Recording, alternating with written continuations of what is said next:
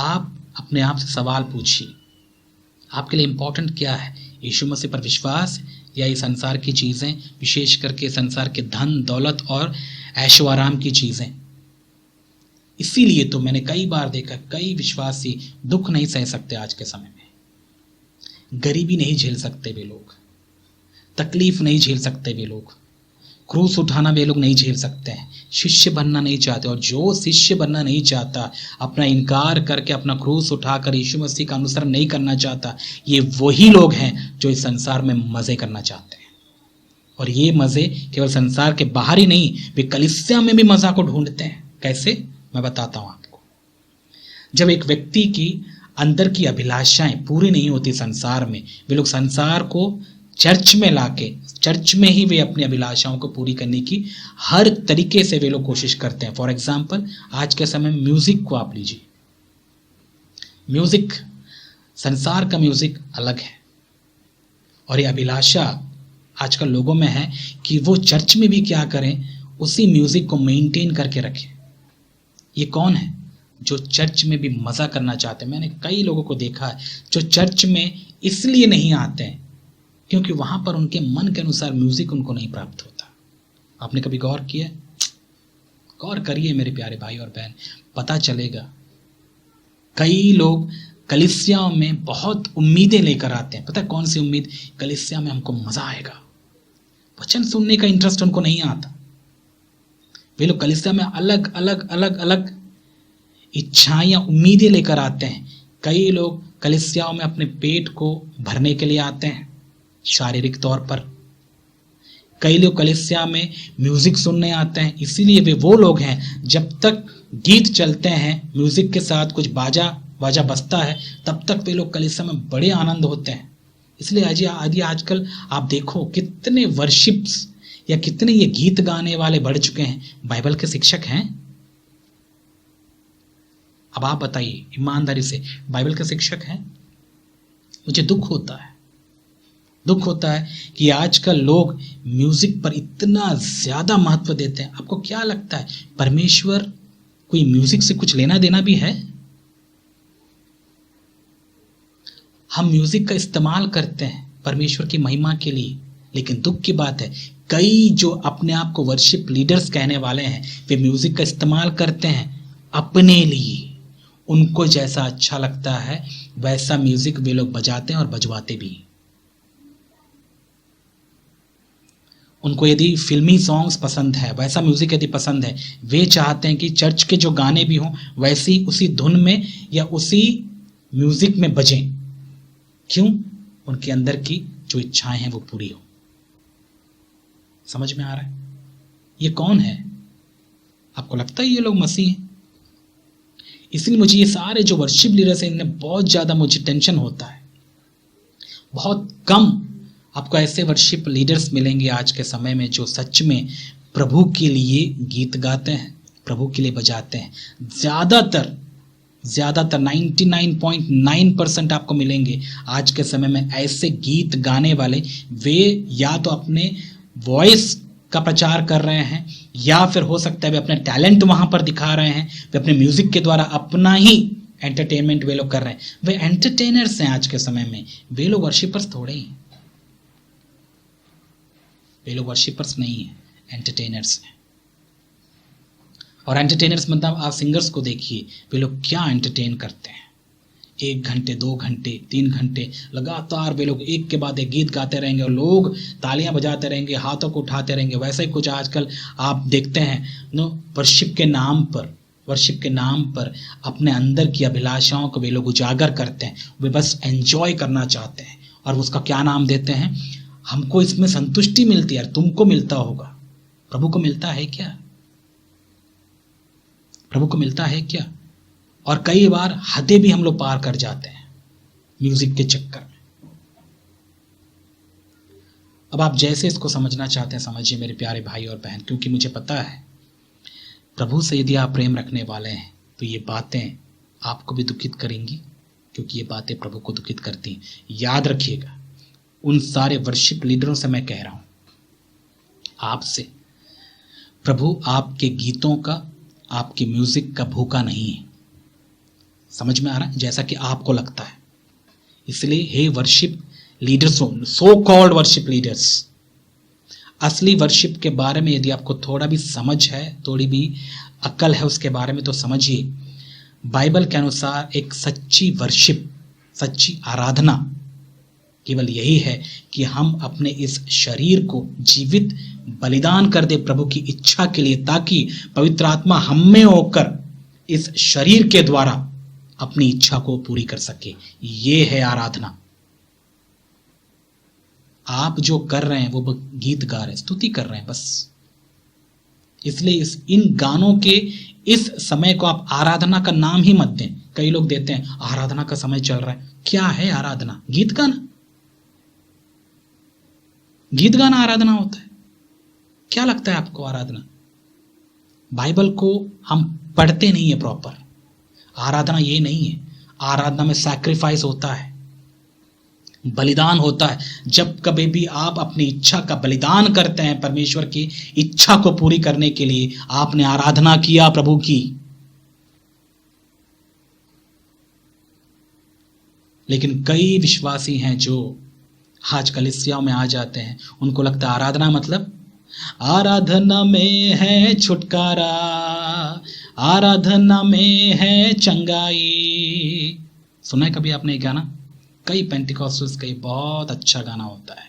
जब ये गाना चलता है वे लोग नाचते हैं, झूमते हैं, बहुत हल्ला करते हैं, और कई लोग के ऊपर क्या क्या आ जाता है। फिर ऐसा उनको लगता है। गौर से सुनिए क्या बोल रहे हैं हम लोग। आराधना में छुटकारा मतलब पता है? यदि आप आराधना के उस वर्ड को रिप्लेस करके, यदि मैं उसको कुछ ऐसा बोलूं तो सोचिए आप कैसा सोचेंगे इसको। ठीक है, आराधना में छुटकारा मतलब परमेश्वर की इच्छा पूरी करने में छुटकारा। कैसा लग रहा है आपको? खुद की इच्छा को मारकर परमेश्वर की इच्छा को पूरी करना आराधना है, और उस आराधना में छुटकारा है। हाँ, जब आप एक व्यक्ति अपनी इच्छा को साइड करके, अपनी इच्छा का बलिदान करके परमेश्वर की इच्छा को पूरी करता है, उसे छुटकारा मिलता है। किससे? अपने स्वार्थ से, अपने आप से, अपनी खुदी से, और वही तो पाप है। इसलिए यीशु मसीह ने कहा, यदि तुम मेरे चेले होना चाहते हो अपना इनकार करो। से नो टू योरसेल्फ आराधना है। और ऐसा जो नहीं करता, याद रखिएगा, सो कॉल्ड वर्शिप लीडर्स, आप लोग आराधना नहीं कर रहे हैं। आप लोग आराधना नहीं कर रहे हैं, आप लोग बस गाना बजाना कर रहे हैं। इससे संसार वाले खुश हो सकते हैं, शैतान भी खुश हो सकता है, परमेश्वर को इससे कोई मतलब नहीं होता। आप परमेश्वर को इतना बेवकूफ मत समझिए कि तुम्हारे गाने से वो खुश हो जाएगा। यदि आप गीत भी गाते हो, यदि आप गीत के द्वारा अपना बलिदान नहीं कर रहे हो, प्रभु को अपनी इच्छा का बलिदान नहीं कर रहे हो, परमेश्वर की इच्छा को पूरी करने के लिए, आपने आराधना नहीं किया। आपने आराधना नहीं किया। गीत गाना एक स्तुति का रूप है, प्रशंसा करते हैं हम लोग प्रभु की गीतों के माध्यम से, लेकिन वो आराधना नहीं है। आराधना ये है जो मैं आपको बता रहा हूं। तुम गीत गा रहे थे, आराधना में छुटकारा, पता चल गया अपनी इच्छा का बलिदान करके परमेश्वर की इच्छा पूरी करने में छुटकारा है। और उसके आगे हम क्या पढ़ते हैं? आराधना में है चंगाई। चंगाई, आराधना में क्या है? चंगाई। मतलब उसको फिर इसी तरीके से हम समझेंगे, अपनी इच्छा का बलिदान करके परमेश्वर की इच्छा पूरी करने में चंगाई है। आपको चंगाई मिलता है। जो परमेश्वर की इच्छा पूरी करने के लिए अपने आप को बलि करता है, उसको प्रभु चंगा करता है। अब आप बोलेंगे चंगाई तो मुझे पता है, बुखार से ठीक होना होता है, सिर दर्द से ठीक होना होता है, आंख निकलते नहीं है, आंख ठीक हो जाता है, अंधे ठीक हो जाते हैं, लंगड़े चलते हैं, ये चंगाई है। हाँ, वो बच्चों के लिए, ये बेबीज के लिए, छोटे बच्चों के लिए। जो पुराने नियम के जो लोग थे वे छोटे छोटे बच्चे जैसे ही थे, और जिनको समझाने के लिए, जिनको परमेश्वर की ताकत का अनुभव करवाने के लिए परमेश्वर को छोटी छोटी बातें भी सिखानी पड़ी और ऐसे चमत्कार दिखाने पड़े ताकि उनको विश्वास हो। ये बेबीज हैं और ऐसे बेबीज आजकल बहुत से कलीसिया में पाए जाएंगे आपको। ये बेबीज हैं जो ऐसे बाहरी चमत्कारों को देखकर ताली बजाते खुश हो जाते हैं, वाह परमेश्वर की ताकत है। मैं नहीं कहता कि ये गलत है। क्यों? प्रभु शरीर में चंगाई देते हैं, लेकिन ये बेबी फेथ है। लेकिन जब आप प्रभु में और बढ़ते जाएंगे, आपको वैल्यू पता चलेगा विश्वास का, कि आपको समझ में आएगा, अरे शरीर में चंगा होना ही चंगाई नहीं होती है। वो तो चलो एक बाहरी बात हो गई, शुरुआत की बात हो गई, लेकिन जब मैं प्रभु में बढ़ रहा हूं तो प्रभु मुझे और बहुत सारी चीजों में चंगाई दे रहे हैं। जब मैं प्रभु की इच्छा पूरी करने के लिए कोशिश कर रहा हूं, प्रभु ने मुझे उस गंदे विचारों से छुटकारा दिया। यार चंगाई मिली, मुझे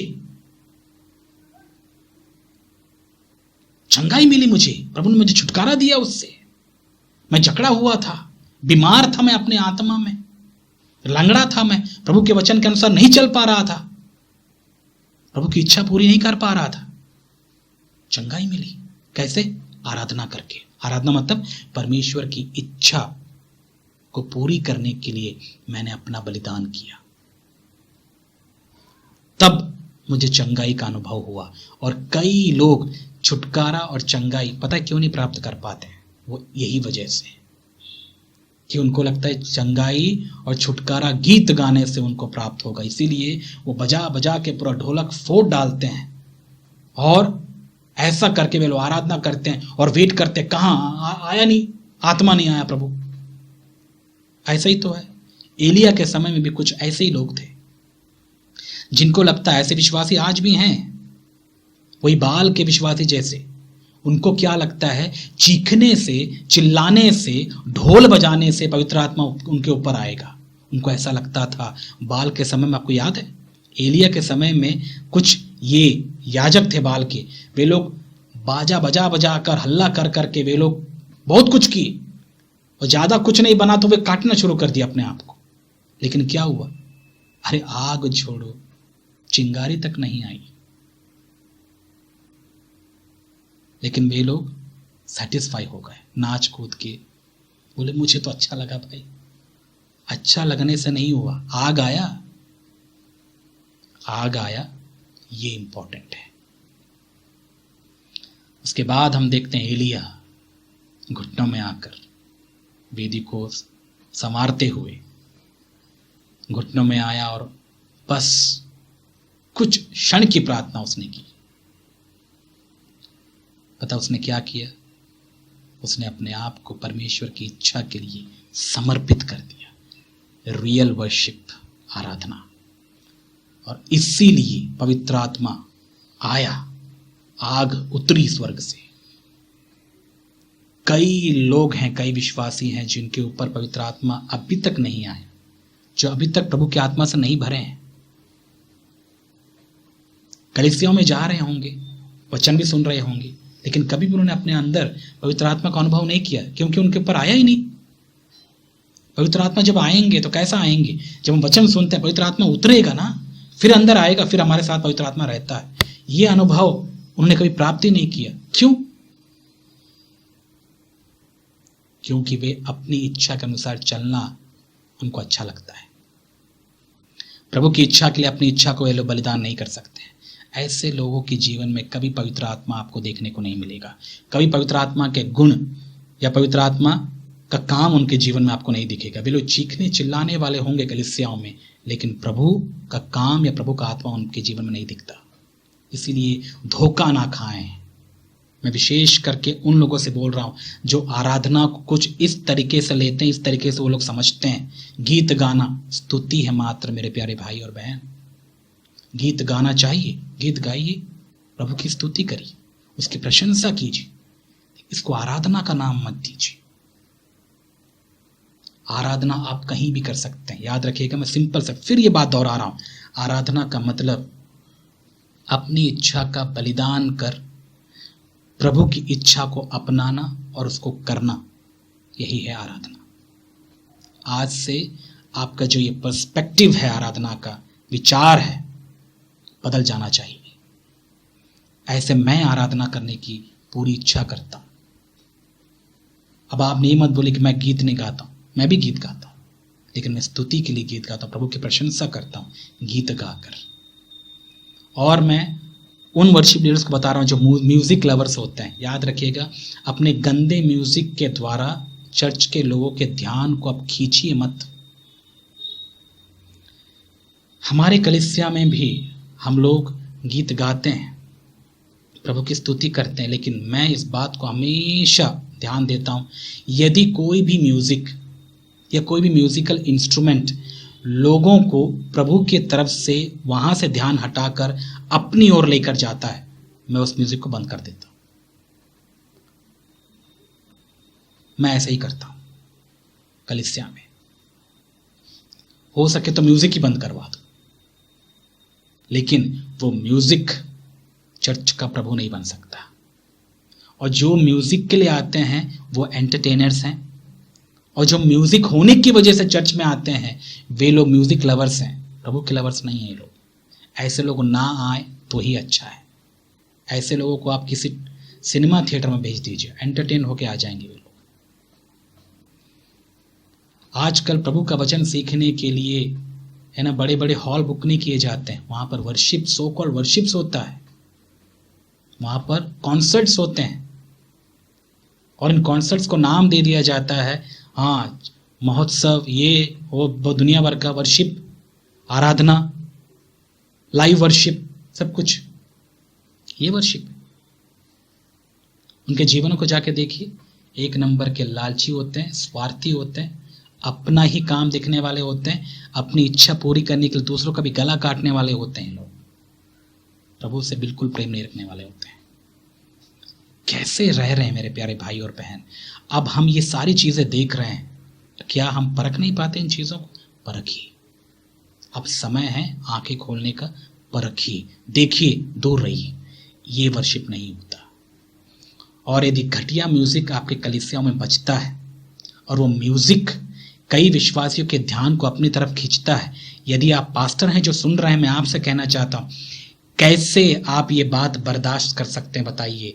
जब विश्वासी, कलीसिया के विश्वासी का ध्यान ये म्यूजिक अपनी तरफ खींच रहा है, वो प्रभु बन बैठा है, तो आप कैसे उस चीज को वहां पर रख सकते हैं? आप क्यों उस मूर्ति को तोड़ते नहीं? ये पास्टर की जिम्मेदारी है। और घटिया म्यूजिक तो बजना ही नहीं चाहिए आपके कलीसियाओं में। आप सच में चेक करना चाहते हैं, यदि आप पास्टर हैं, अपने विश्वासियों को चेक करना चाहते हैं, मैं आपको एक बात बताता हूं। देखिए आपके कलीसिया में कौन म्यूजिक के लिए आ रहा है, कौन एंटरटेनमेंट के लिए आ रहा है। कुछ दिनों तक आप म्यूजिक या बाजा बंद कर दीजिए और ऐसा ही केवल गीत गाकर स्तुति करवाइए चर्च वालों से। देखिए कई लोग को बोर लगेगा। पता बोर किसको लगेगा? ये वही लोग होंगे जो एंटरटेनर्स के भूखे हैं, एंटरटेनमेंट के। पहले तो बच्चे भाग जाएंगे वहां से, बच्चों को चाहिए ये। और ऐसे बेबी क्रिश्चियंस भी हैं, वे लोग भी ऐसी चीज़ों को पसंद नहीं करते।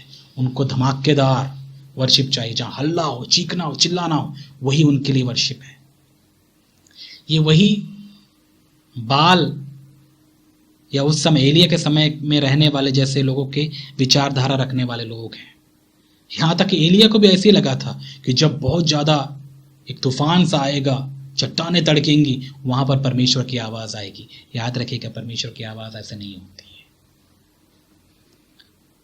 जितना ज्यादा आप दीन और नम्र होंगे, आपके सिर, आपके घुटनों के नीचे पूरा जमीन में धंस जाएगा, आपको परमेश्वर की आवाज उतना ही लाउड सुनाई देगा।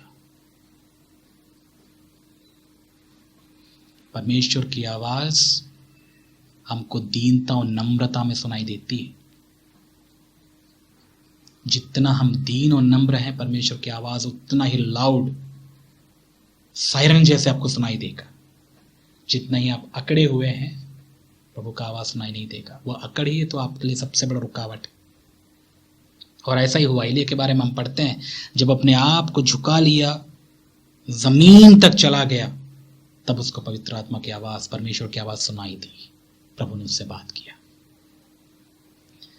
इतनी सिंपल सी बात है कि हमको समझ में नहीं आता।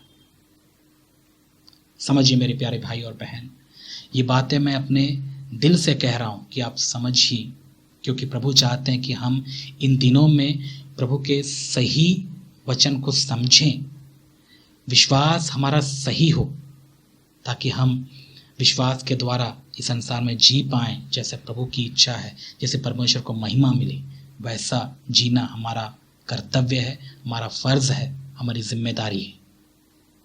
और मैं उम्मीद करता हूँ कि आप इन बातों को सुने हैं और आशीष पाए हैं। प्रभु आपको बहुतायत से अपने प्रेम, अपनी शांति और अपने अनुग्रह से भरे। आमीन।